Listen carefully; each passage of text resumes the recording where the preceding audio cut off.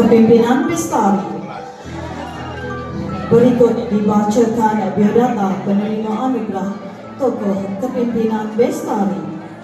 Dilahirkan pada 3 Mac 2012, tokoh Kepimpinan Bestari 2024 SK Setiawangsa merupakan anak kedua kepada pasangan Encik Muhammad Izwan bin Zainuddin dan Puan Nur Danila binti Abdul Hashim yang berkerjaya dalam bidang teknologi maklumat dan hartanah.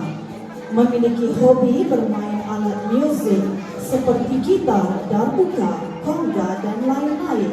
Tokoh ini bercita-cita ingin menjadi seorang pensyarah jurusan muzik apabila dewasa nanti. Sebagai seorang yang mudah didekati, sering tersenyum dan mudah menghulurkan bantuan, tokoh ini amat disenangi oleh guru-guru dan rakan-rakan. Daya kepimpinan beliau sebagai pengelung ketua pengawas bagi sesi 2024 amat menyerlah. Sakit sama mengadu, luka sama menyium. Begitulah sikap yang dipamerkan oleh tokoh ini dalam menjalankan amanah yang diberikan kepada beliau. Beliau tidak hanya memberikan arahan kepada rakan-rakan, tetapi turut sama melaksanakan tanggungjawab yang diberikan oleh guru dengan sebaik mungkin.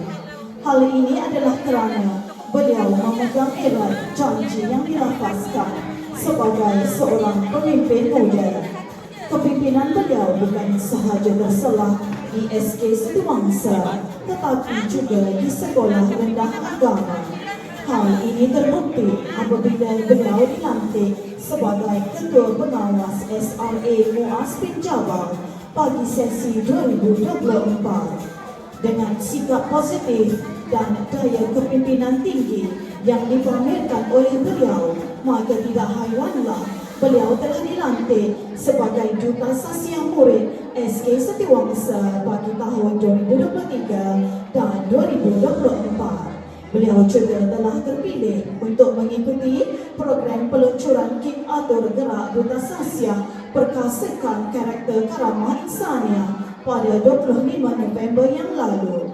Bakat kepimpinan beliau juga terselah apabila terpilih sebagai peserta terbaik kursus kepimpinan pemimpin muda 2024. Dengan perwatakan yang manis dan berani mencuba, tokoh ini pernah diberikan tanggungjawab untuk mengajarkan sambutan Hari Kanak-kanak semasa beliau berada di tahun 4. Satu tugas yang mencabar bagi seorang kanak-kanak seusia beliau pada ketika itu. Namun, segalanya dapat diatasi dengan sikap positif yang dipamerkan oleh beliau berkat tunjuk ajar para guru yang berjaya mencukil bakat beliau. Tokoh ini juga memperoleh pencapaian yang baik dalam pentaksiran bilik darjah serta ujian pertengahan sesi akademik dan ujian akhir sesi akademik. Beliau juga pernah mendapat anugerah pembaca aktif tahun 5 dan anugerah pembaca terbanyak tahun 5 dalam program Nilam Sekolah. Selain bidang akademik dan kurikulum, tokoh ini juga aktif dalam bidang co-kurikulum. Antara pelibatan beliau ialah memperoleh tempat ke-8 dalam pertandingan deklamasi sajak 2024 peringkat negeri.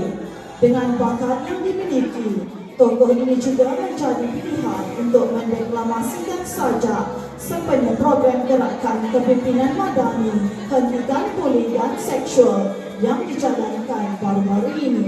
Selain itu, beliau juga menyertai pertandingan Ikatan Karnival TKRS dalam talian peringkat negeri dan mewakili SKS dalam pertandingan STEM 2024 peringkat negeri. Beliau juga pernah memegang beberapa jawatan dalam unit kurikulum seperti pengerusi Kelab Kerjaya, pengerusi Tunas Kadet Remaja Sekolah, pengerusi Kelab Komputer dan ECK Tunas Kadet Remaja Sekolah. Solat jangan tinggal, menang kalah takdir Allah. Moto hidup inilah yang menjadikan beliau seorang yang sangat berdisiplin. Didikan dan dorongan daripada ibu bapa serta bimbingan para guru menjadikan tokoh ini layak dihargai. hadirin dan hadirat sekalian.